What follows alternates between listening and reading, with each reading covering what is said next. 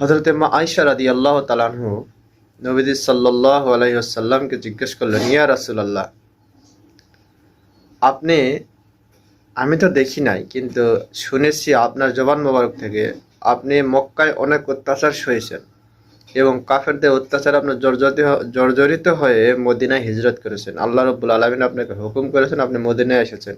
ইয়া রাসূলুল্লাহ, আমি আপনার কাছে ক্ষমা প্রার্থী, আমি জানতে চাই যে আপনি জীবনের সবচাইতে কোথায় আপনার সবচাইতে দুঃখ বেশি?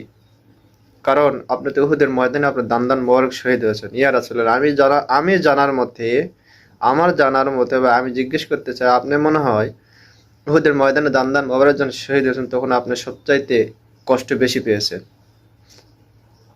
নবী করিম সাল্লাল্লাহু আলাইহি ওয়াসাল্লাম বললেন, হে আয়েশা, না, আমার মায়ের আত্মীয়রা ছিল তায়েফে, আমার মায়ের বা আমার দাদার আত্মীয়রা ছিল তায়েফে।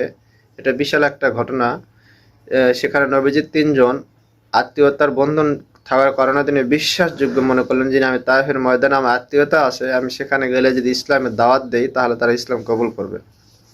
নবী করিম সাল্লাল্লাহু আলাইহি সাল্লাম তায়েফে গেছিলেন, সেখানে তার আত্মীয়দের মাঝে দাওয়াত দেওয়া শুরু করলেন, তারা প্রত্যাখ্যান করলেন। এমনকি যদি প্রত্যাখ্যান করতো তাহলে তারা ছোট ছোট বাচ্চাদেরকে লেলিয়ে দিলেন। সেই সময় কিছু নেতারা, যেগুলো মূর্খ ধরনের মানুষ, তাদেরকে বললেন, তোমরা যদি সেই লোকটাকে পাথর মারো তাহলে তোমাদেরকে কিছু উপকৃত দান করা হবে বা কিছু তোমাদেরকে পুরস্কৃত করা হবে। তারা নবীজিকে পাথর মারছিলেন। নবী করিম সাল্লাল্লাহু আলাইহি সাল্লাম আয়েশাকে বললেন, হে আয়েশা, আমি সবচাইতে কষ্ট পেয়েছি উহুদের ময়দানে না, আমি সবচাইতে কষ্ট পেয়েছি তায়েফের ময়দানে।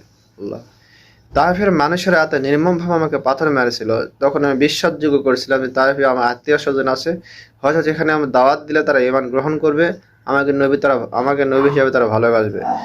কিন্তু যখন আমি তায়েফের ময়দানে গেলাম, তায়েফবাসীদেরকে দাওয়াত দিলাম, তখন তারা আমার দাওয়াতটা নিলই না। সে আত্মীয় স্বজনগুলো উল্টো আর তাদের মূর্খ বোধক এবং এবং কিছু মূর্খ ধরনের লোককে তারা আমার পিছনে লেলিয়ে দিল, ছোট বাচ্চাদেরকে লেলিয়ে দিল, যারা পাথর মারে আমাকে যেন দুনিয়া থেকে বিদায় করে দেয়। আমি সেই অবস্থায় তিনবার আমি বেহুশ হয়ে দুনিয়ার জমিনে পড়ে গেছিলাম। হযরত জিবরাইল আলাইহিস সালাম আমাকে বলছিলেন যে আমি যেন তাকে হুকুম দেই, তারা যেন, হযরত জিবরাইল যেন পাথরের আঘাতের যেই রক্তাক্ত আল্লাহ রাব্বুল আলামিন সইতে না পেরে হযরত জিবরাইলকে পাঠাইছিলেন। জিবরাইল আলাইহিস সালাম বলছিলেন আমি যেন তাকে হুকুম দেই জিবরাইলকে দুই পাহাড়ের মাঝখানে চাপা দিয়ে তাদেরকে ধ্বংস করে দেয়। এর চাইতে বড় আমি আর কিছু দুনিয়াতে কষ্ট পাইনি, যে কষ্টটা আমি তায়েফের ময়দানে পেয়েছি।